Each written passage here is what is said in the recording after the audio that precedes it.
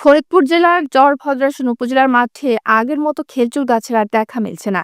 এখন আর রসের হাড়ি নিয়ে গাছিদের তেমন গ্রামের মেঠো পথে দেখা যায় না।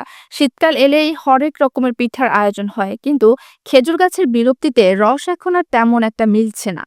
ফলে নানা রকমের পিঠার বাহার আর চোখে পড়ে না।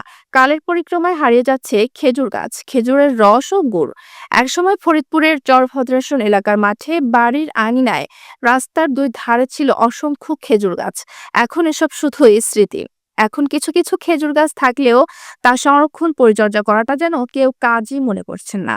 চরভদ্রাসন উপজেলার গ্রামের ৮৭ বছরের বৃদ্ধা রহমান মাতুব্বর বলেন, আসলেও এটা অনেক আমাদের বলতে গেলে একটা ঐতিহ্য যেটা ছিল গ্রামে গঞ্জে দেখা গেছে।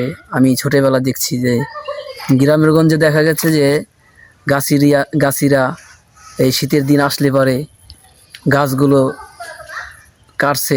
কাটার পরে কি সুন্দর সকাল ভোর হলে আমরা ডেকে উঠাইতো আম্মা যান, আমার বোনেরা ডেকে উঠাইতো যে এই উঠে উঠো উঠো, ওই গাছে আসছে, রসান বানা।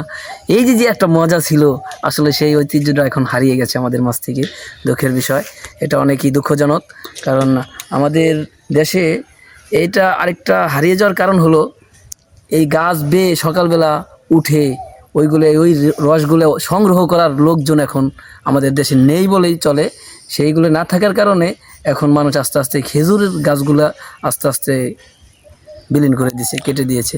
সেগুলো আসলে এখন আবার ঐতিহ্যে ফিরিয়ে আনা খুব কষ্টকর, ডিফিকাল্ট ব্যাপার। তারপরেও যদি মানুষ এটার পরিচর্যা করে, রাস্তার আশেপাশে যদি এগুলোর আবাদ করে এবং সুন্দর পরিচর্যার মাধ্যমে যদি গড়ে তুলতে পারে, আর ওইরকম এলাকা ভিত্তিক যদি কিছু মানুষ থাকে এগুলোকে মানে এই শীতের দিনে এই গাছ কাটার ব্যাপারটা এটা যদি সঠিকভাবে পরিচালনা হয়, তাহলে আশা করা যায় আবার ফিরে আসবে আমাদের ঐতিহ্য। চরভদ্রাসন উপজেলার কৃষি কর্মকর্তা বলেন, খেজুর রস ও গুড় এদেশের সংস্কৃতির অবিচ্ছেদ্য অংশ। গুড় মুড়ি খেতে খেজুর রসের বিকল্প নেই। আমাদের চারিপাশে ছড়িয়ে ছিটে আছে অনেক খেজুর গাছ, সেগুলোকে পরিচর্যা করা প্রয়োজন। গ্রাম বাংলার উৎসব ফেরাতে আমাদেরকে অন্যান্য গাছের পাশাপাশি খেজুর গাছের প্রতি যত্নবান হওয়া উচিত।